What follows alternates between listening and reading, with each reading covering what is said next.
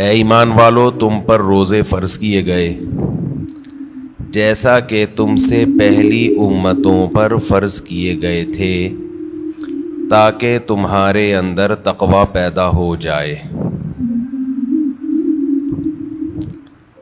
یہ آیت نازل ہوئی اور صحابہ کرام نے رمضان کے روزے رکھنا شروع کیے۔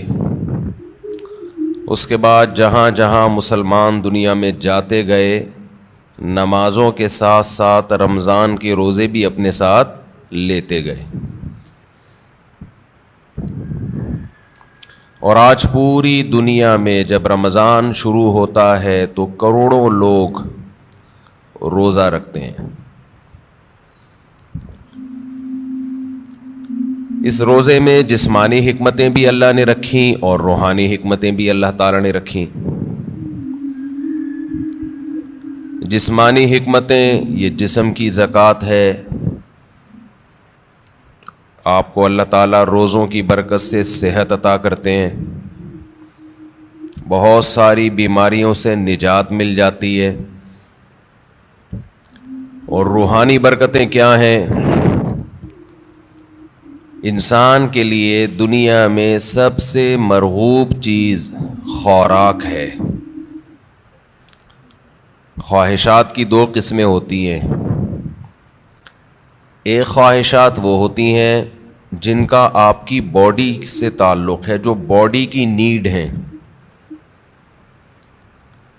ایک خواہشات وہ ہوتی ہیں جو اوپر کی خواہشات ہیں، لگژری لائف، گاڑی، بنگلہ، اچھی ڈریسنگ،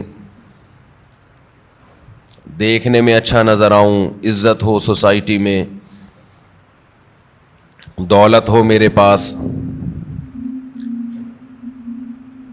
یہ جو پہلی قسم کی خواہشات ہیں نا، جو آپ کی باڈی کی نیڈ ہے، یہ بہت ڈینجرس ہوتی ہیں۔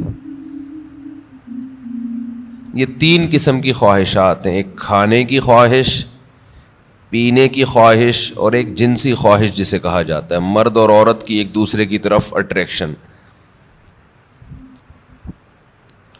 یہ تینوں قسم کی خواہشات ہماری باڈی کی ریکوائرمنٹ ہے، یہ جسم کی چاہت ہوتی ہے۔ یہ خواہشات پوری نہ ہوں تو ہماری باڈی متاثر ہونا شروع ہو جاتی ہے۔ اچھا، کچھ خواہشات ہوتی تو باڈی کی ہیں، وہ نیچرل نہیں ہیں۔ خواہشات تو سمجھ گئے نا کتنی قسم کی ہوتی ہیں؟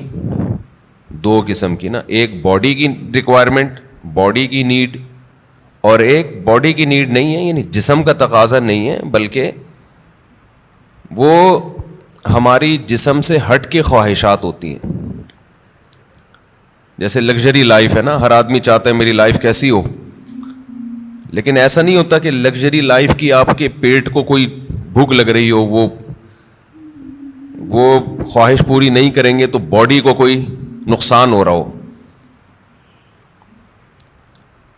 جو باڈی کی نیڈ ہے نا، جیسے کھانا پینا، یہ تو اگر نہیں کریں گے تو باڈی مسلسل تڑپتی رہے گی، مسلسل احتجاج کرتی رہے گی،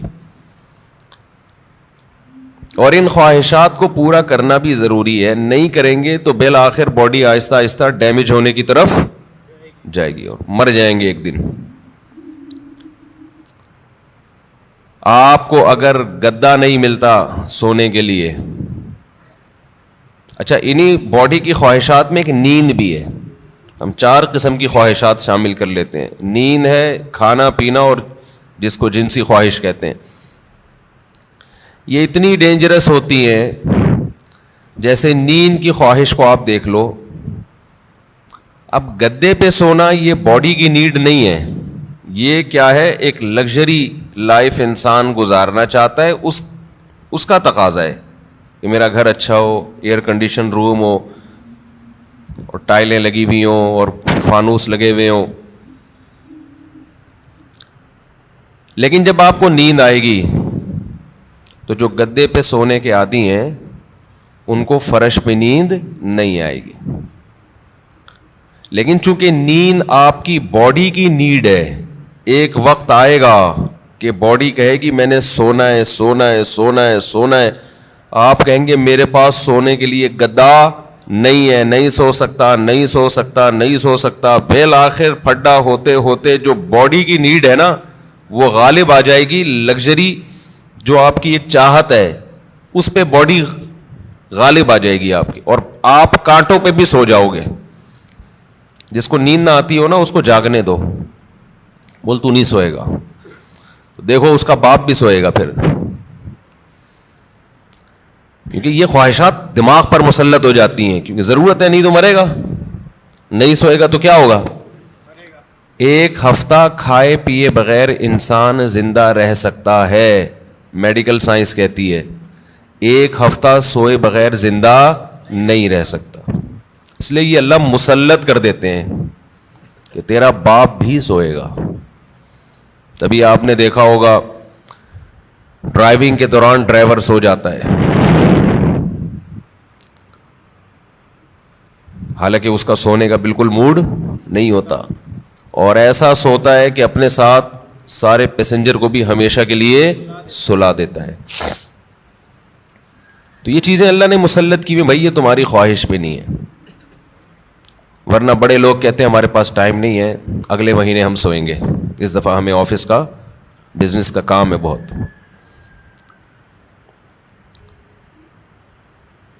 تو یہ جو جسمانی خواہشات ہیں نا, جسمانی خواہشات, ان سے ہاتھ کھینچنا آسان کام نہیں ہے,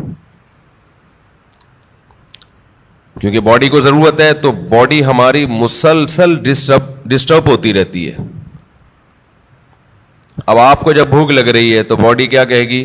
روٹی دو, کھانا دو, کہے گی نا, خوراک چاہیے.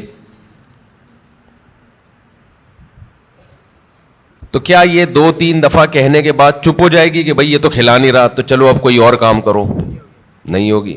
یہ کیا کہے گی؟ روٹی کھانا, روٹی کھانا, چاول, سموسے.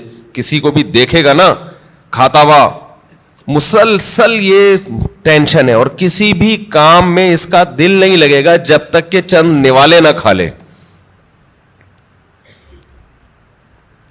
پیاس بھی ایسی چیز ہے, جب آپ کو پانی کی خواہش ہوتی ہے تو باڈی مسلسل پانی مانگتی رہتی, آپ کا دل ہی نہیں لگے گا کسی کام میں. دل جمعی سے کام نہیں کر پاؤ گے آپ, مسلسل پانی پانی, باڈی کو ضرورت ہے.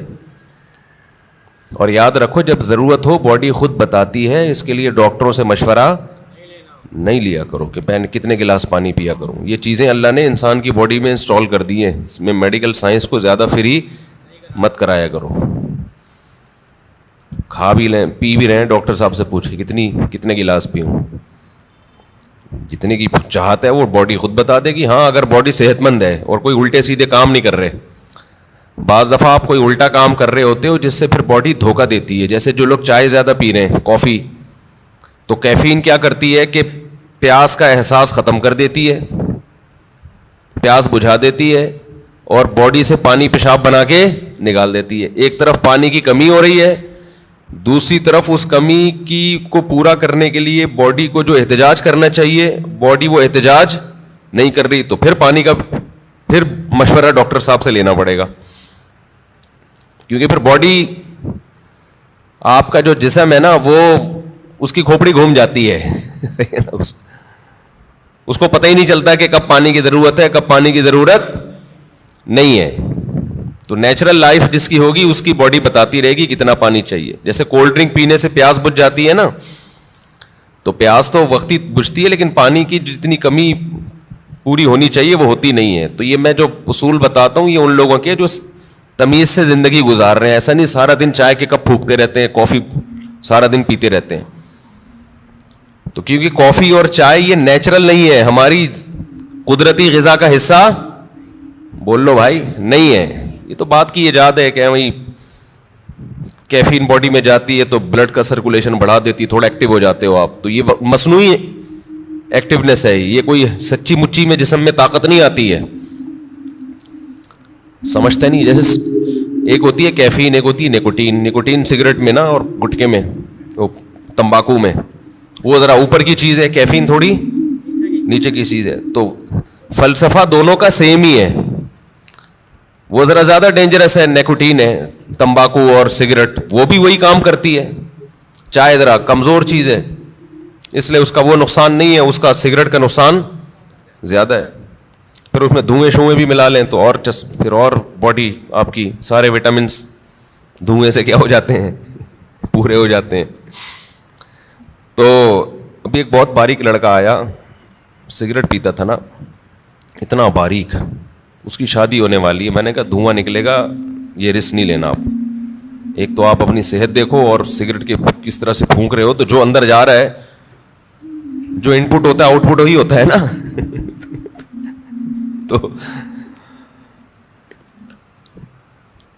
تو یہ جو ہے نا، یہ جو باڈی کی ریکوائرمنٹ نشہ ہے، نشہ یہ بن جاتا ہے، یہ اللہ نے بنایا نہیں ہے، یہ اس سے بھی زیادہ خطرناک ہے روٹی پانی سے. یعنی اس کو برداشت کرنا بہت ہی مشکل ہے. اللہ میاں نے تو آپ کو وہ چیزوں کی چاہتیں رکھی تھیں جو جس کی آپ کی باڈی کو ضرورت ہے. روٹی کی ضرورت رکھی، پانی کی چاہت رکھی اللہ تعالیٰ نے، اور جو اللہ نے خواہشات رکھی ہیں جو نیچرل ہیں. ہم نے کیا کیا، سگریٹ پی پی کے، دن میں 5-6 کپ کافیوں کے پی پی کے، اور پان گٹکے کھا کھا کے ہم نے اس سیٹنگ کو کیا کر دیا، خراب. اب آپ گٹکے اور پان والوں کو دیکھ لو، سگریٹ والوں کو دیکھ لو، افطاری میں لوگ کھجوروں کی طرف لپکتے ہیں، وہ کہاں لپکتے ہیں، سگریٹ کی طرف. وہ تو کھجور ایک سنت پوری کرنے کے لیے کھا لیتے ہیں، اس کے بعد پھر سٹے لگا رہے ہوتے ہیں. کتنی بڑی نحوست ہے یار، ہے یا نہیں ہے؟ کیسا اپنے ہاتھوں سے اپنے آپ کو برباد کر رہے ہو. اللہ کا کتنا بڑا فضل ہے، ہمارے ماں باپ نے ہمیں سگریٹ پان گٹکے سے ہمیشہ بچایا. ہمارے ماں باپ کا بہت بڑا احسان ہے. اللہ ان کی قبروں کو نور سے بھر دے، ان کی پر اللہ بہت رحمت نازل کرے. بڑا کردار ہوتا ہے والدین کا اس میں. بالکل بچوں کو قریب نہ جانے دو. ہم تو ایک دفعہ، مجھے یاد ہے میں نے ایک دفعہ سگریٹ پی تھی چھپ کے، وہ بھی ایسے کہ ہمارے ایک رشتے کے تایا لگتے تھے، وہ پیتے تھے، رشتے کے تایا، دور کے تایا. انہوں نے پھینکی تو ہمیں شوق تھا تھوڑی تحقیقات کا کہ یار یہ کیا ہے، اس میں اتنا شوق سے یہ صبح شام سٹے لگاتے ہیں. تو انہوں نے پھینکی تو میں نے اٹھا لی. تو اٹھا کے میں نے کہا ذرا چکھ کے دیکھو نا. تو ایک کش لگایا ہے، وہ اتنی کھانسی ہوئی ہے کہ اللہ کا بڑا فضل. اور شکر ہے دیکھا نہیں کسی نے، ورنہ طبیعت سے کٹتے. طبیعت سے کیا ہوتا، کوئی گھر میں دیکھ لیتا تو کٹ جاتے طبیعت سے. تو جو بات ہے میں اس کی طرف آتا ہوں. تو جو سگریٹ ہے اور یہ سب چیزیں تو انسان خود عادی بنا لیتا ہے نا. تو یہ میرا آج کا ٹاپک نہیں ہے، یہ تو اپنے ہاتھوں اپنے آپ کو آپ جہنم کی آگ میں ڈال رہے ہو، ایک عذاب میں ڈال دیا آپ نے اپنے آپ کو. اچھا ایک بات خوب سمجھ لو، بات چل نکلی ہے. یہ جو سگریٹ والے، گٹکے والے، اور بہت زیادہ جو کافی پیتے ہیں، چائے پیتے ہیں، بہت زیادہ کیفین کی لت پڑ گئی ہے ان کو، یہ لوگ اکثر ایک بات یہ کہتے ہیں کہ اس سے ذہن فریش ہو جاتا ہے. یہ خوب سمجھ لو، کوئی بھی نشے کی چیز، نشے سے میری مراد یہ نہیں ہے جو شراب کا نشہ ہوتا ہے، نشے سے مراد جس کی بھی لت پڑ جائے. تو جو کیفین ہے، کافی، یہ جو نیکوٹین ہے، ان میں یہ ذہن میں رکھو کہ جتنی کوانٹٹی آپ لے رہے ہو نا فریش ہونے کے لیے، تھوڑے دن میں اس کے عادی ہو جاتے ہو. سمجھتے ہو؟ پھر آپ کو اس کی مقدار بڑھانی پڑتی ہے، جبکہ روٹی اور پانی میں ایسا نہیں ہے. جتنی روٹی سے پیٹ بھر رہا ہے نا، اگر خام میں زبردستی زیادہ ٹھوس کی عادت نہیں بناؤ گے تو مزید کی عادت نہیں پڑتی، بلکہ کم کی عادت پہ لاؤ گے تو کم، زیادہ پہ لاؤ گے تو زیادہ. جبکہ یہ جتنی چیزیں جو نیچرل نہیں ہے، جو ہماری باڈی کی نیڈ نہیں ہے، ان کو جب آپ لو گے تو جتنے کپ میں آج فریش ہو رہے ہو نا، کل اس سے تعداد بڑھانی پڑے گی. شرابی کو دیکھ لو نا، شروع میں ایک گھونٹ میں بہک جاتا ہے اور بڑا مزہ آتا ہے اس کو، اس کے بعد پورے کریٹ کے کریٹ پی جاتا ہے، لیکن اس کو وہ نشہ نہیں آتا جو پہلے دن ایک گھونٹ میں آیا تھا اس کو. تو یہ خود ایک عذاب ہے کہ آپ سمجھ رہے ہو فریش ہو رہا ہوں، بھائی آپ فریش نہیں ہو رہے، اس سے آپ کا دماغ تازہ نہیں ہو رہا، دماغ کو اس کی عادت پڑ رہی ہے، اب اس کو مزید چاہیے. تو بالآخر ایک نہ ایک وقت جا کے بریک لگانی پڑتی ہے آپ کو. تو پہلے ہی نہیں لگا لو، اچھا ہے، کیا خیال ہے؟ شروع میں ہی چھوڑ دو ان چیزوں کو یار. تو یہ جو ہماری باڈی کی نیڈ ہے نا، کھانا پینا اور یہ جو خواہشات ہیں، جو یہ ان کا برداشت کرنا یہ بہت مشکل ہے. اور رمضان میں اللہ انہی 3 چیزوں پہ پابندی لگا دیتے ہیں. ویسے تو 4 چیزیں ہیں نا جو بہت زیادہ انسان کو، جس کی خواہش سونا اور جنسی خواہشات اور کھانا اور پینا. تو ان میں سے 3 اللہ تعالیٰ روزے کی حالت میں کیا کر دیتے ہیں؟ پابندی لگا دیتے. کھانا پینا اور جنسی خواہش آپ پوری نہیں کر سکتے. سونے پر اللہ پابندی نہیں لگاتے، یہ اللہ کی رحمت ہے. اللہ چاہتے تو رمضان میں سونے پر بھی پابندی لگا دیتے. لیکن ما جعل علیکم فی الدین من حرج، قرآن کہتا ہے ہم نے دین میں تنگی نہیں رکھی. ایسا دین بنایا جو ہر دور میں ہر انسان کے لیے سوٹیبل ہو، اس کے لیے اس پر عمل کرنا ممکن. نیند کا سیٹ اپ اس میں زیادہ پریشانی ہو جاتی اور عین ممکن ہے صحت کو نقصان ہونا بھی شروع ہو جاتا. تو رمضان کا مقصد لوگوں کی صحتوں کو نقصان پہنچانا نہیں ہے، لوگوں میں خواہشات پہ کنٹرول کرنے کا جذبہ پیدا کرنا ہے. اور ویسے بھی حکمت کی بات کیا ہے کہ اللہ اگر نیند پہ پابندی لگا دیتے نا، نیند پہ، تو کیا ہوتا؟ لوگ مغرب کے بعد سوتے وہ فجر میں اٹھتے. کیا خیال ہے؟ تو نیند ڈبل کر رہے ہوتے، اس کا کوئی فائدہ نہیں تھا. یعنی نیند ایسی چیز ہے نا، جب آپ پہ مسلط ہوتی ہے تو آپ کے لیے اس کو روکنا ممکن نہیں رہتا. اب دن کے ٹائم میں نیند آتی، آپ لازماً آنکھ لگ رہی ہوتی ہے، آپ کی کہیں بھی بیٹھے ہوتے آنکھ لگ جاتی ہے آپ کی. یا پھر لوگ کیا کرتے، اتنی لمبی لمبی راتوں کو نیند لے لیتے، تو جو مقصد ہے وہ حاصل نہیں ہوتا. کھانے میں بھی ایسا ہی کرتے ہیں لوگ. بھائی انہوں نے کہا کہ بھائی صبح صادق سے لے کے مغرب تک کھانے پر پابندی ہے، تو مغرب سے کھانا شروع کرو، سحری تک نان اسٹاپ، اور کھاتے ہیں. الحمدللہ پاکستانی قوم غربت مہنگائی میں بھی دبا کے پھوڑنا پھاڑنا لگا ہوا ہے. لیکن آپ جتنی بھی اسپیڈ سے جتنا بھی کھا لیں، اس کے بعد بھی بہرحال چند گھنٹوں کے بعد آپ کا معدہ خالی ہوتا ہے. تو یہ صبح صادق سے لے کے غروب آفتاب تک اتنا ٹائم ہوتا ہے کہ نان اسٹاپ آپ ساری رات بھی پھوڑتے پھاڑتے رہیں، پھر بھی 5-6 گھنٹے بعد، سحری کے 6, 7, 8, 10 گھنٹے بعد معدہ کیا ہو جائے گا؟ خالی. اور وہ ٹینشن ہوگی. نہیں آ رہی بات سمجھ میں میرا خیال. تو اللہ میاں نے ہم سے نا یہ قربانی دلوائی ہے رمضان میں کہ تھوڑا منہ کو کیا کرو؟ کنٹرول. سب سے بڑا مسئلہ ہم نے علماء سے سنا ہے کہ جس آدمی کا اپنے منہ پہ کنٹرول نہیں ہے، باقی کسی خواہش پہ وہ کنٹرول نہیں کر سکتا. اور یہ بالکل درست بات ہے. دیکھو دنیا میں 2 قسم کے فلسفے ہیں. اس پر تو غیر مسلم اور مسلم سب کا اتفاق ہے کہ انسانیت کو کامیابی کی طرف لے جانا چاہیے، ہے یا نہیں؟ بھائی امریکہ بھی یہی بات کرتا ہے، انسان کو کس طرف لے کے جاؤ؟ کامیابی. جاپان والے بھی کہتے ہیں بھائی ایک سکسیسفل نیشن بننا چاہیے ہمیں، کامیاب بننا چاہیے ہمیں. اور اسلام بھی یہی کہتا ہے. لیکن غیر مسلموں کے ہاں کامیابی نام ہے خواہشات کے پورا ہونے کا. آپ کی تمام خواہشات پوری ہو رہی ہیں تو آپ ایک کامیاب انسان ہیں. سمجھتے ہو کہ نہیں سمجھتے ہو؟ اگر آپ کی ہر خواہش پوری ہو رہی ہے تو آپ کیا ہیں؟ کامیاب. لیکن اسلام کیا کرتا ہے؟ آپ کی جگہ جگہ خواہشات پہ پابندیاں لگا رہا ہوتا ہے. جگہ جگہ آپ کی خواہشات پہ کیا لگاتا ہے؟ پابندیاں. یہ نہیں کرنا، یہ نہیں کرنا، یہ لیگل ہے، یہ انلیگل ہے. بہت ساری اور بڑی خطرناک قسم کی پابندیاں بھی لگا دیتا ہے اسلام، جس کا غیر مسلم تصور ہی نہیں کر سکتے کہ ان سے بچیں ہم.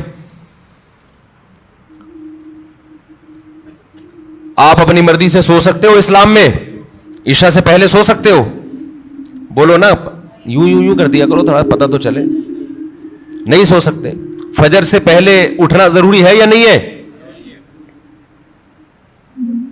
اب ایک آدمی کہہ رہا ہے یار میں سو رہا ہوں لمبا، بس 11 بجے اٹھوں گا. نہیں بھائی، آپ کو اسلام پابندی لگائے گا کہ آپ کو اپنی مرضی سے سونے کی اجازت نہیں، اٹھنا پڑے گا.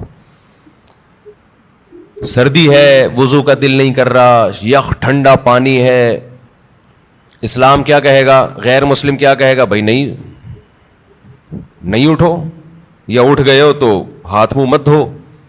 لیکن اسلام آپ پہ پابندی لگائے گا, آپ کو ہاتھ منہ دھونے پڑیں گے, چاہے ٹھنڈ لگے یا نہ لگے. بلکہ سردیوں میں وضو کرنے میں حدیث میں آتا ہے بہت زیادہ ثواب ہے. ایسے گناہ جھڑتے ہیں جیسے درختوں کے پتے جھڑتے ہیں سردیوں میں. پھر اسلام آپ پہ پابندی لگاتا ہے حلال حرام کی پابندیاں. نظر بھی اٹھا کے دیکھنے نہیں دیتا کسی انٹی کو.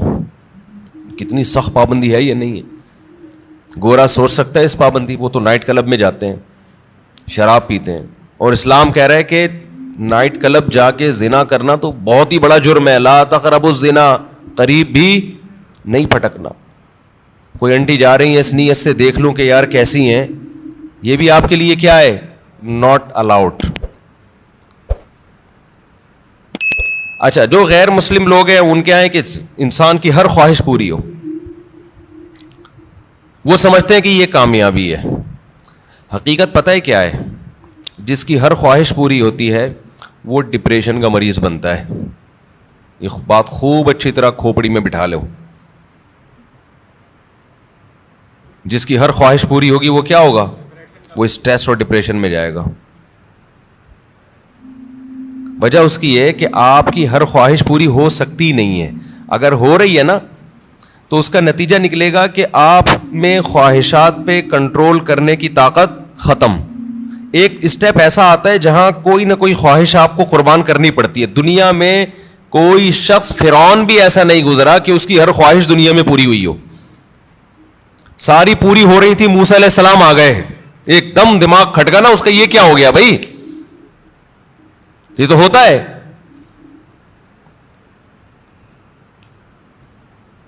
جتنی بھی آپ کے اندر خواہشات ہیں نا, پوری کرتے رہیں, کہیں نہ کہیں آ کے قدرت کی طرف سے بیریئر کھڑے ہو جاتے ہیں آپ کی راہ میں, اور آپ خواہشات پوری کرتے کرتے یوز ٹو ہو چکے ہوتے ہو. آپ کو خواہشات پہ کنٹرول کرنے کی عادت نہیں رہتی. پھر آپ جاتے ہو اسٹریس میں, ڈپریشن میں, اور چیخو پکار, مار دھاڑ. جیسے جو بچے زیادہ لاڈ پیار میں پلتے ہیں وہ بچے شور شرابہ زیادہ مچاتے ہیں.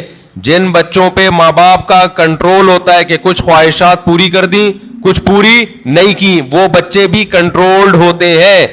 یقین نہ آئے تو جا کے مشاہدہ کر لو. میں نے بہت سے بچے ضدی دیکھے, چیزیں اٹھا کے پھینک رہے, کوئی بات نہیں مانتے. وجہ اس کی ہے کہ ماں باپ ان کی ہر بات مانتے ہیں. نہیں آ رہی سمجھ میں, پتہ نہیں آپ لوگ لاڈلے بچے ہیں اپنے ماں باپ کے یا لاڈلے نہیں ہیں, تو یہ تو اللہ ہی جانتا ہے. لیکن ہم نے ایسے بچے مارکیٹ میں دیکھے, ہر خواہش پوری ہو رہی ہے, بچہ چڑچڑا ہو گیا. اچھا, جس بچے کے ساتھ اس کا کوئی بہن بھائی نہ ہو وہ بھی چڑچڑے ہو جاتے ہیں. اس کی وجہ یہ کہ بہت زیادہ لاڈ پیار اس اکلوتے کو مل جاتا ہے. کیا ہوتا ہے, اکلوتے. دوسرا مارکیٹ میں قریب العمر ہوتے نہیں ہیں, 2-4, تو ماں باپ کی ساری لاڈ کا اور پیار کا مرکز یہ اکلوتا. اس کی ہر خواہش پوری.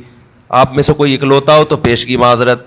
نتیجہ کیا نکلتا ہے, اس کی طبیعت میں چڑچڑاپن پیدا ہونا شروع, مار دھاڑ. وہ سوسائٹی میں بسا اوقات ایک کامیاب انسان بن کے سروائیو نہیں کر پاتا. اچھا, ہمارے ایک ریلیٹیو کے یہاں نا ایک بچہ ہوا, پھر ان کے یہاں فوراً دوسرا ہو گیا اگلے سال. رپورٹ دیکھیں, رپورٹ. ہوا یہ ہے کہ جب فوراً دوسرا آ گیا 1-2 سال کے بعد مارکیٹ میں, تو جو پہلا والا تھا نا, اب اس کو تھوڑی سی جیلسی بچوں میں ہوتی ہے کہ دوسرے کو پیار کرو تو اس کو غصہ آ رہا ہے کہ اس کو کیوں پیار کر رہے ہو. بچے کرتے ہیں ایسے, آپ نے دیکھا ہوگا. تو لوگ کہہ رہے ہیں کہ یار یہ جو ان کے ریلیٹیو ہے نا, کہنے لگے یہ غلط ہوا, پہلے والے کے ساتھ ظلم ہوا ہے. ابھی اس کی عمر تھی, اس کو محبتیں ملتی, توجہ کا مرکز بنتا. مارکیٹ میں دوسرا آ گیا, جو محبت پوری اس کو ملنی چاہیے تھی وہ ڈیوائڈ ہو کے آدھی کہاں جا رہی ہے, تو یہ پہلے والے کے ساتھ ظلم ہے. سمجھتے ہو بات کو؟ تو بھائی یہ پہلے والے کے ساتھ ظلم نہیں ہے, اس کی ٹریننگ کا حصہ ہے کہ تو دنیا میں اکیلا باپ نہیں ہے, تمہارے بہن بھائی بھی ہوں گے. ابھی سے اس کے اندر برداشت پیدا ہو رہی ہے. حقیقت ہے, اس کے دل میں ایک جذبات ہوتے ہیں حسد کے. بچوں میں ہوتا ہے, بہت زیادہ جیلسی ہوتی ہے بچوں میں, ایک کو کچھ دو نا تو دوسرے کو ضرورت نہیں بھی ہو, صرف اس کو تپانے کے لیے مانگتا ہے کہ مجھے کیوں نہیں دیا. تو یہ جو برداشت اس میں پیدا ہوگی نا, جب ماں باپ دوسرے کو پیار کر رہے ہو, اس کو غصہ آ رہا ہے, یہی غصہ قدرت چاہتی ہے کہ آئے تاکہ اس میں کنٹرول پیدا ہو. یہ نہیں ہوتا نا تو یہ بڑے ہو کر عذاب بنتا ہے. پھر بڑے ہو کر پھر کیا ہوتا ہے کہ یہ کیوں آ گیا دنیا میں, میرے باپ کی وراثت جو مجھے ملنی تھی اس کو کیوں مل رہی ہے, یہ اس میں شریک کیوں ہو رہا ہے. پھر یہ یہاں تک جاتا ہے معاملہ. شروع میں یہ مسئلہ کیا کر دو, ختم کر دو کہ بیٹا اس گھر میں اور بھی ہیں, اور ممکن ہے مفتی صاحب کے بھی میں بیانات سننا شروع کیے تو اسپیڈ اور بھی بڑھ سکتی ہے ہماری, عین ممکن ہے. اگلے سال نیا ماڈل بھی آ سکتا ہے. تو اب یہ جلتے ہی رہو بیٹھ کے, یا اسی کو قبول کرو. اور پھر ایک اہم بات یہ کہ بچہ ماں باپ کی توجہ کے لیے بہن بھائی کو وقتی طور پہ برداشت نہیں کرتا, لیکن اللہ نے ایک ایسا بچے میں ایک سافٹ ویئر ڈالا ہوا ہے کہ وہ اپنے بہن بھائیوں سے محبت بھی ٹوٹ کے کرتا ہے. یہ تو آپ اس کو دے رہے ہو نا, ماں باپ اس نئے ماڈل کو جب پیار کرتے ہیں, محبت دیتے ہیں, تو پرانے ماڈل کو تکلیف ہوتی ہے. یہ ہے اس کی جیلیسی.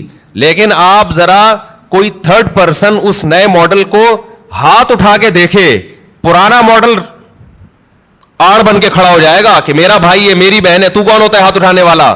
تو یہ جو محبت اور قربانی کا جذبہ ہے, یہ بھی نئے اور پرانے میں جب کم وقفہ ہوگا اور نیا ماڈل جلدی آئے گا, تو پرانے ماڈل میں اپنے بہن یا بھائی کے لیے لڑنے کا جذبہ یہ بھی جبھی پیدا ہوگا. نہیں آ رہی بات؟ اور یہ تھوڑا سا نئے اور پرانے کو بڑا ہونے دو, پھر ان کے آپس میں کھیل کود دیکھو, محبتیں دیکھو کیسی ہوں گی. تو یہ جو فضول قسم کے لبرل لوگوں کی فضول باتیں ہیں نا کہ ابھی تو پرانے والے کو ٹائم زیادہ چاہیے تھا, ایکچولی نیا والا آ گیا مارکیٹ میں, تو ایکچولی یہ ٹوپی ڈرامے یہ کسی اور کو گنتیاں سکھانا جا کے ساری نیچرل لائف کا بیڑا غرق کر دیا. بچے کو اپنے جیسا بچہ چاہیے بھائی کھیلنے کودنے کے لیے, اس کو ماں باپ سے زیادہ ضرورت بہن بھائیوں کی ہے. ماں باپ تو صرف کیئر کرتے ہیں کہ کیا کر رہا ہے, خراب تو نہیں ہو رہا, سٹے تو نہیں لگا رہا, ایسا تو نہیں تایا نے سگریٹ پھینکی اٹھا کے پی رہا ہے. ماں باپ کا کام صرف یہ نگرانی کرنا ہے. باقی تو اس کو جو اس کی جو انٹرٹینمنٹ والی لائف ہے, جو اس کو انٹرٹین کرے گی, وہ تو بہن بھائی کریں گے. خوش رہے گا, کھیلے گا, کودے گا, انہی کے سے سیکھے گا, مارے گا, روئے گا, پٹے گا بھی, پیٹے گا بھی. یہی تو لائف ہے اس کی. ہر خواہش پوری ہونے سے انسان بنتا نہیں ہے بلکہ بگڑتا ہے.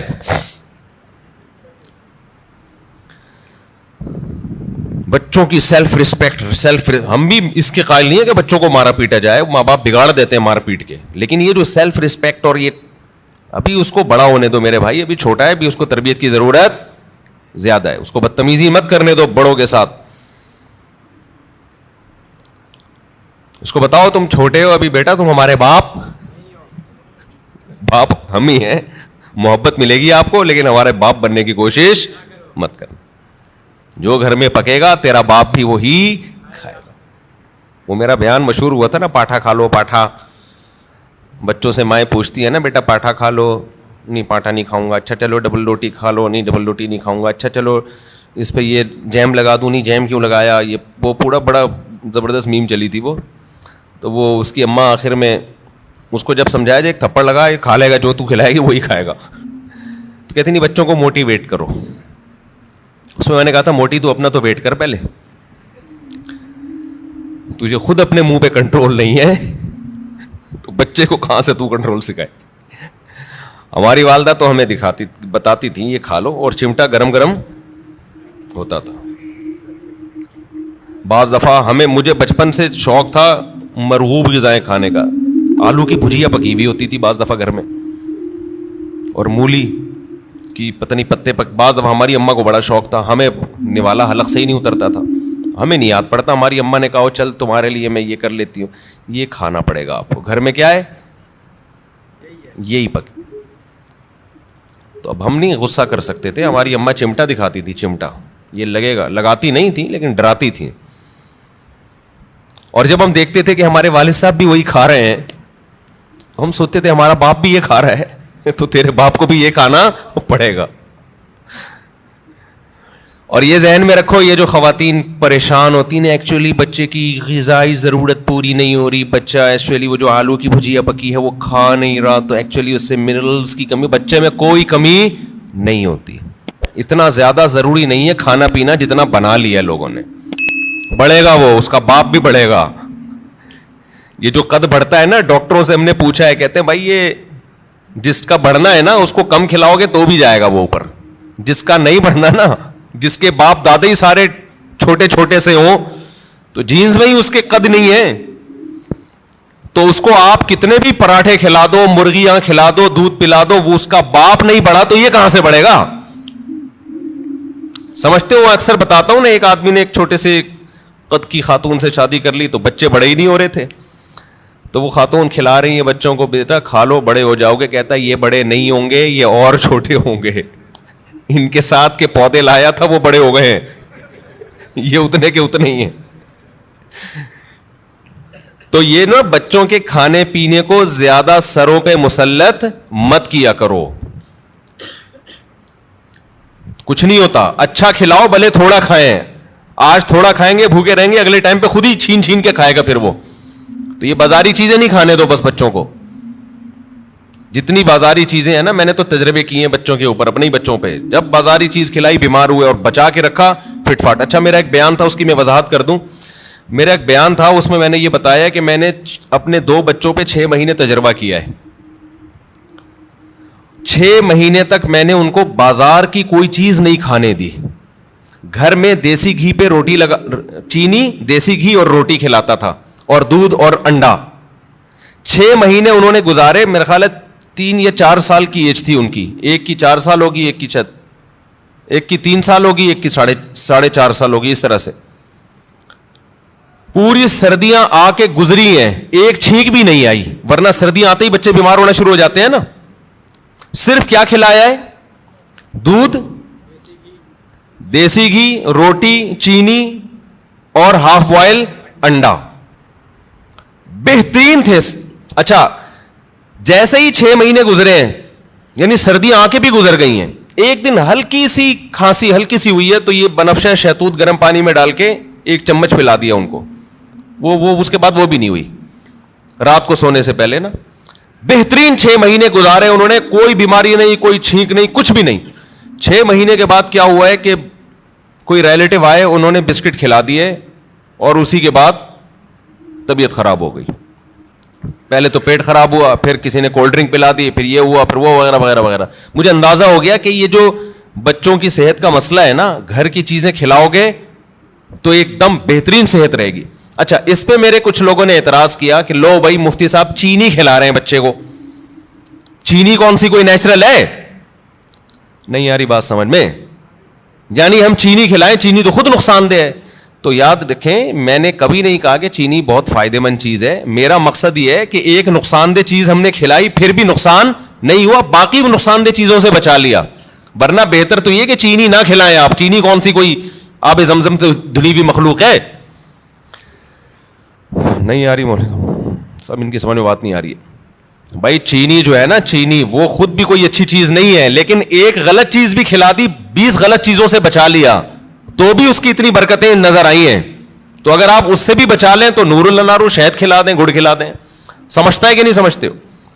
تو بچوں کی لیکن کنٹرول کرنا پڑتا ہے. بچے کو بڑا اور زیادہ عرصہ نہیں, تھوڑے دن تک کنٹرول کرو گے تو پھر وہ عادی ہو جائے گا.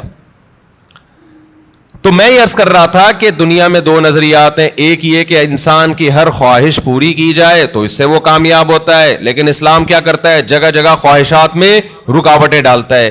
تو خوب سمجھ لیں, جس کی ہر خواہش پوری ہوتی ہے وہ کامیاب نہیں ہوتا, بلکہ وہ اسٹریس اور ڈپریشن کی طرف جاتا ہے. بالکل اس کی مثال ایسے ہے جیسے آپ جسم پہ جب ویٹ اٹھاتے ہو, جسم میں اپنی خواہش کے خلاف حرکت کرتے ہو تو جسم بیمار ہونے کے بجائے صحت مند ہوتا ہے. اور آپ جسم کی اپنی خواہشات پر عمل کرنا شروع کر دو, جسم چاہتا ہے بیٹھا رہوں نہ اٹھوں, آپ بیٹھے رہو نہ اٹھو. جسم چاہتا ہے دوڑوں نہیں, صرف چلوں, آپ نہ دوڑو چلو. پھر جسم چاہتا ہے چلو بھی نہیں, بیٹھے ہی رہو, سوتے ہی رہو.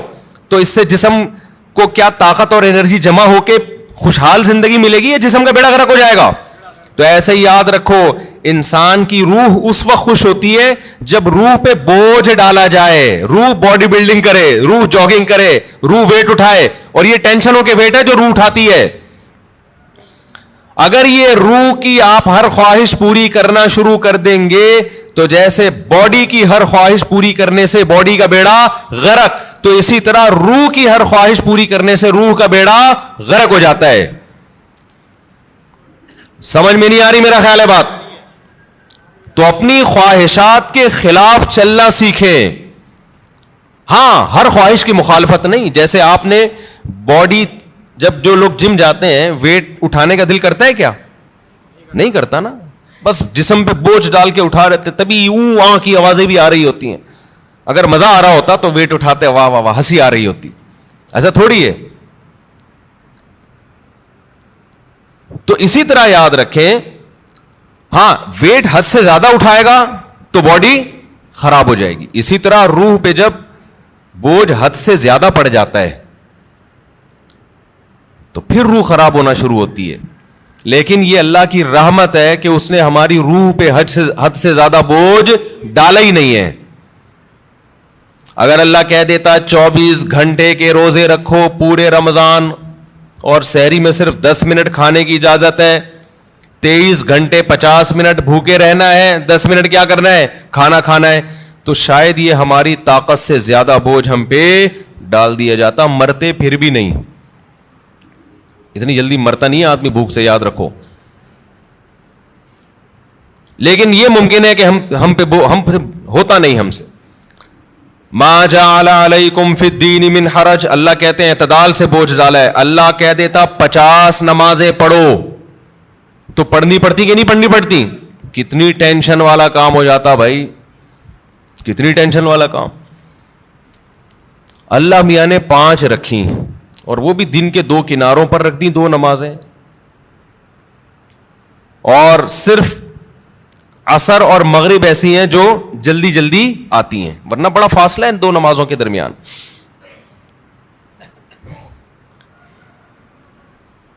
اللہ میاں نے حکم دیا نظر کی حفاظت کرو، لیکن ساتھ میں نکاح کی ترغیب بھی دے دی، تو آسان کر دیا نا.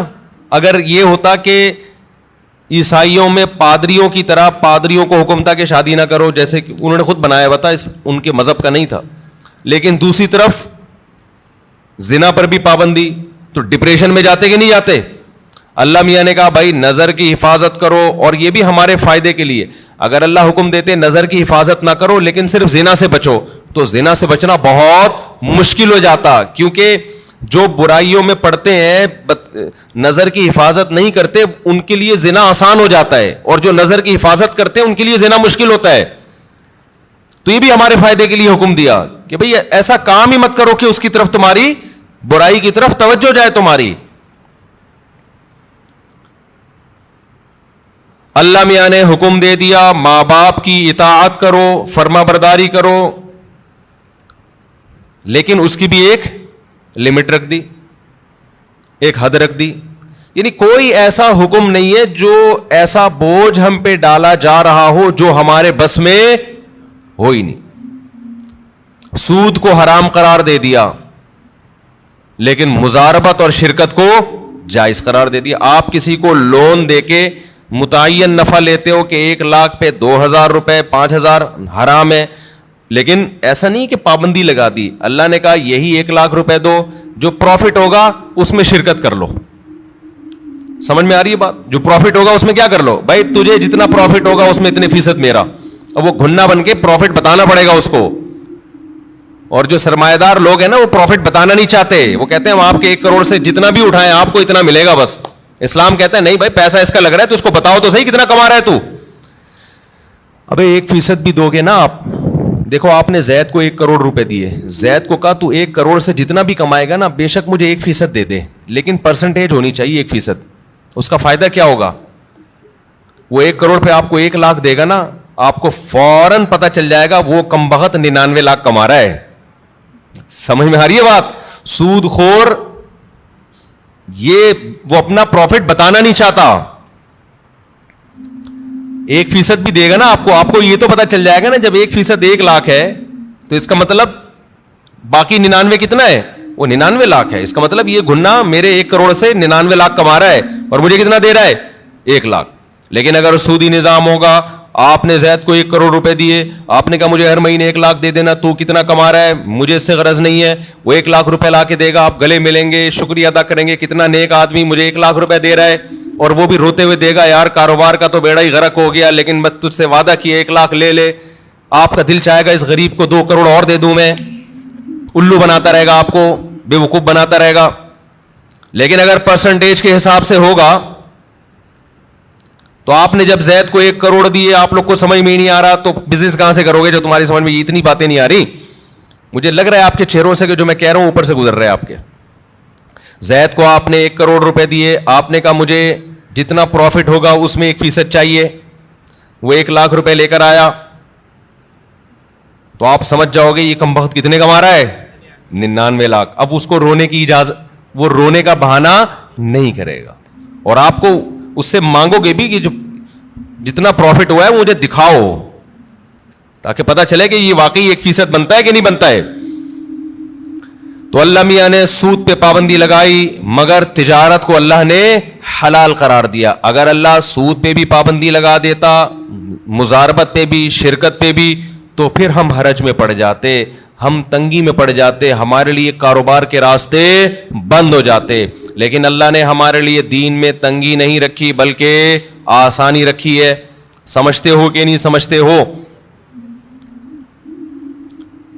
تو اسی طرح اللہ میاں نے لیکن بوجھ ڈالا ہے ہمارے اوپر. یہ نہیں کہا کہ بالکل فری سٹائل کی زندگی گزارو گے, کوئی ٹینشن ہی نہیں ہوگی. یہ کامیابی نہیں ہے, ٹینشنیں اٹھانی پڑیں گی.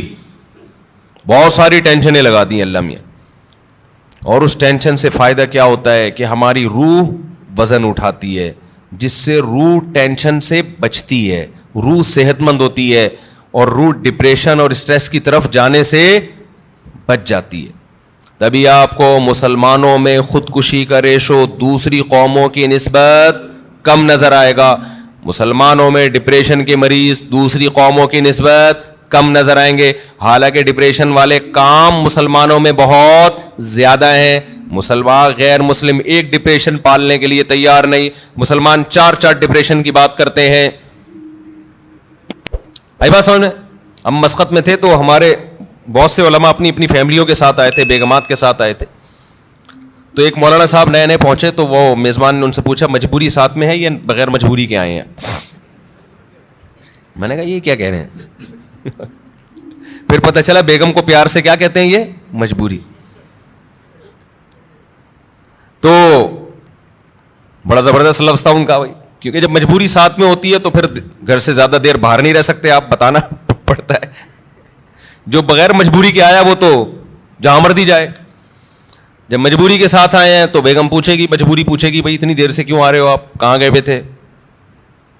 مفتی صاحب کے ساتھ. اچھا, جو لوگ اپنی مجبوریوں کے ساتھ آئے تھے نا, ان سب کی مجبوریوں کو یہ بڑی فکر تھی کہ ہمارا میاں, ہمارے جو میاں ہیں مفتی طارق مسعود کے ساتھ تو نہیں بیٹھے ہوئے گئے. سب کو یہ ایسا لو یہ 2-4 مجبوریاں اور پال لیں ہمارا شوہر, ان کو یہ سب کو ڈر تھا. تو مسلمان کے پاس ٹینشن کے مواقع بہت ہیں, پھر بھی ٹینشن نہیں لیتا. یہ غربت اور مہنگائی آپ تھوڑی دیر کے لیے انگریزوں کو دے دو تو خودکشی کے لیے میرے بھائی رجسٹریشن فارم کیا ہو جائیں گے, ختم ہو جائیں گے. ہمارے والے حکمران 1 ہفتے کے لیے ان کو ادھار دے دو, آپ سچی مچی کے تو نہیں لیں گے, صرف ادھار دے دو آپ ان کو کہ 1 ہفتے بعد واپس لے لیں گے. 1 ہفتے میں ایسا بیڑا غرق ہو جائے گا, کوئی کھمبا ان کا بجلی کا باقی نہیں بچا ہوگا. ان کے یہاں تو کھمبے ہوتے نہیں, انڈر گراؤنڈ ہی ہوتا ہے سب کچھ. یہ ہم ہیں, ٹھیک ہے نا. ڈالر کہاں سے کہاں پہنچ گیا, میں تو کبھی سوچتا ہوں تو تھوڑی ڈپریشن شروع ہو جاتی ہے, پھر میں سوچتا ہی نہیں کہ ہمیں مریں گے تو ویسے ہی سب کیا ہو جائے گا, ختم. ہمارے تو اصل آخرت ہے نا. جو دیکھو دال پانی اللہ نے جو موٹی موٹی ضرورتیں وہ تو اللہ ویسے ہی پورے. اور پاکستان کا تو حال ایسا ہے کہ بچپن سے سنتے آ رہے ہیں کہ بینک کرپٹ ہونے جا رہا ہے. پاکستان کا ایسا اللہ کے ساتھ اللہ کا معاملہ ہے, بچپن سے مہنگائی بڑھ رہی ہے. مجھے یاد ہے وہ دور میں بہت چھوٹا تھا, روٹی 4 آنے کی ملتی تھی, 1 روپے کی 4 روٹیاں. جب 8 آنے کی ہوئی تو سب چیخ اٹھے کہ روٹی ڈبل ہو گئی بھائی. 1 روپے کی 4 روٹیوں کے بجائے اب 1 روپے کی کتنی ملیں گی, 2 روٹیاں, لوگ چیخ اٹھے تھے مہنگائی بڑھ رہی ہے, پھوڑنا اسی حساب سے لگا ہوا تھا, اسی. پھر روٹی 1 روپے کی ہوئی, پھر 5 روپے کی ہوئی, پھر 10 روپے کی ہوئی, اب پتہ نہیں کتنے کی چل رہی, 35. استغفر اللہ. میرے یہاں مہمان آتے ہیں نا تو چائے منگواتا ہوں میں ہوٹل سے. اب ہمارے دماغ میں وہ چند سال پہلے کی چائے تھی, پتہ نہیں 10 روپے کا کپ تھا, 15 روپے کا کپ تھا. میری کھوپڑی میں وہی گھوم رہی ہے, مجھے کیا پتا اتنی اسپیڈ سے حساب خراب ہو گیا. مہمان آ رہے ہیں, آوے لے آ یار 4 چائے لے آ, 5 چائے لے آ. اچھا وہ گارڈ جو ہے نا, وہ جو خادم بل بنا کے دیتا ہے, مجھے لگتا تھا یار یہ کچھ زیادہ ہی, پتہ نہیں خود تو نہیں اس نے اپنے کئی مہمانوں کے الگ سے کھانچے کھولے ہوئے اس نے. ایک دن میں نے کہا یار اتنے تو مہمان میرے نہیں آئے جتنے تم بل بنا رہے ہو. اس نے کہا استاد جی 60 روپے کا کپ ہے چائے کا, 60 روپے. ابے میں نے کہا اتنے کا تو کپ نہیں آتا جس میں چائے ڈالی جا رہی ہے. تو مجھے تو خیال ہوا میں نوٹس لگا دوں کہ مہمان لوگ اپنی چائے اپنے ساتھ لے کے آئیں گے. بھائی یہ کوئی مذاق تھوڑی ہے یار, ملنے بھی ہم سے آؤ, چائے بھی کون پلائے, کام بھی تمہارا ہو, چائے ہم پلائیں. خیر اتنا بھی ایسا نہیں ہے, انشاءاللہ پلا دیں گے. لیکن یہ کہ یہ ہے تو فکر کی بات نا. لیکن نہ چائے والوں کی چائے رک رہی ہے, نہ نلی نہاری کی سیل میں کمی آ رہی ہے, نہ برگر بکنے میں کمی, نہ KFC والوں کے ہاں رش میں کمی. میں تو لوگوں پہ حیران ہوتا ہوں, لوگ بات کر رہے ہوتے ہیں نا میرے سامنے, دوست احباب بھی, یار مفتی صاحب مہنگائی نے کمر, ایسے کھجا رہے ہوتے ہیں, مہنگائی نے کمر توڑ دی یار, اتنا مہنگا ہو گیا کھانا, اب تو روٹی خریدنے کی طاقت ختم ہو گئی. پھر تھوڑی دیر چلے یار نہاری کھانے چلتے ہیں, ذرا چلے مجھ سے نلی نہاری کا پروگرام ہو جائے. یہ ہر ایک کا حال ہے. ایسا لگتا ہے کہ اتنی کرپشن اور اتنی مہنگائی کے باوجود برکت کہاں ہے, وہ بھی اللہ نے ہمیں ہی دی ہے. لوگوں کے چہرے کھلے ہوئے ہیں ماشاءاللہ, پیٹ بھرے ہوئے ہیں, ہوٹل کے باہر جاؤ ایسا لگتا ہے فری میں بانٹ رہا ہے, پاؤں رکھنے کی جگہ نہیں ہے. مہنگے سے مہنگے ہوٹل جاؤ وہاں بھی یہی حال ہے. میں نہیں کہہ رہا کہ جو غریب ہیں وہ ختم ہو گئے ہیں, نہ, جو بیچارے سفید پوش غریب ہیں ان کے گھروں کے حالات بہت خطرناک ہیں. لیکن اللہ کا شکر ہے ان حالات میں بھی بہت سو کو اللہ بہت اچھا کھلا رہا ہے. تو بھائی مسافر خانہ ہے نا یار, اور کیا کرنا ہے, کھا پی لو, سونے کی جگہ مل گئی, مہنگائی گئی تیل لینے, ٹھیک ہے نا. ہماری زندگی کا جتنا کوٹا ہے ہمارے مرنے سے پہلے انشاءاللہ ہم پورا کر کے جائیں گے. اگلی نسل کا بیڑا غرق ہوگا, وہ اگلی نسل جانے, وہ ہمیں کیوں بھائی, اللہ اس کو بھی کھلا دے گا. پھر اگلی نسل کا کام ہے کہ وہ ووٹ اچھے لوگوں کو دے. ہم تو اس نسل کو بھگت رہے ہیں. ہم نے اتنے بڑے بڑے جرم کیے, ایسے ایسے حکمرانوں کو اپنے اوپر مسلط کیا, پھر بھی اللہ ہمیں کھلا رہا ہے. شاید اگلی نسل یہ جرم نہ کرے تو ان کو تو اور اچھا کھلائے گا اللہ تعالیٰ. یعنی ایسا لگ رہا ہے اللہ ہمارے گناہوں کو بھی اتنی سزا نہیں دے رہا جتنی بنتی ہے, ورنہ تو ہم لوگ کی حرکتیں ہیں نا اس کے حساب سے سزا بہت زیادہ بنتی ہے ہماری. کہ اسلام کی برکت ہے, اللہ کا نام لیتے ہیں اس کی برکت ہے, کہ پھر بھی اتنی ٹینشنوں میں بھی ٹینشن میں نہیں جا رہے, اتنی مجبوریاں اس کے بعد بھی ٹینشن میں نہیں جا رہے. اور یہاں سوسائٹی پہ, ریاست پہ بوجھ نہیں ہوتا, عوام کا بوجھ ہوتا ہے گھر کے سربراہ پہ. یورپ امریکہ میں آپ کی بیگم کو کھلانا اسٹیٹ کی ذمہ داری ہے, آپ کی ذمہ داری نہیں ہے. آپ کے بچوں کو کھلانا اسٹیٹ کی ذمہ داری ہے, آپ کی ذمہ داری نہیں ہے. حتیٰ کہ آپ کے پاس پیسے نہیں ہیں تو بھی اسٹیٹ کی ذمہ داری ہے آپ کو کھلانا. یہاں ساری ذمہ داریاں اسلام نے مرد کے کندھوں پہ ڈالی ہیں. بیگم کو کھلانا, ماں باپ کو کھلانا, اولاد کو کھلانا. اس کے باوجود بھی یہ بیچارہ ڈپریشن میں نہیں جاتا, جانا چاہیے تھا, جا نہیں رہا. یہ تو یہ کس کی برکت ہے بھائی؟ یہ دین کی برکت ہے, اللہ پہ اعتماد توکل ہے. تو اپنے اوپر بوجھ ڈالو گے تو اللہ خوشیاں دے گا. وہ بوجھ کیا ہے؟ نماز کا بوجھ ڈالو, رشتہ داروں کے حقوق ادا کرنے کا بوجھ ڈالو, ذمہ داری اٹھاؤ گھر کی کہ بھائی میری ذمہ ان کو کھلانا. غریبوں کا بوجھ ڈالو اپنے اوپر. غربا اور مساکین کا پیٹ بھرنا کس کی ذمہ داری ہے؟ میری. ہر آدمی کیا سوچے کس کی ذمہ داری ہے؟ میری ذمہ داری ہے. روح پہ جتنا بوجھ ڈالیں گے, روزہ رکھنا یہ کس کی ذمہ داری ہے؟ یہ میری, مجھے رکھنا پڑے گا. ہم بچپن میں دیکھتے تھے, تصور نہیں تھا روزہ چھوڑنے کا. اب لوگ کیا کر رہے ہیں, اللہ کی خاطر چند گھنٹے بھوک اور پیاس برداشت نہیں ہو رہی. تم یہ دیکھو حکم کس کا ہے, کتنے بڑے بادشاہ نے جو تمہیں پورے سال کھلاتا ہے.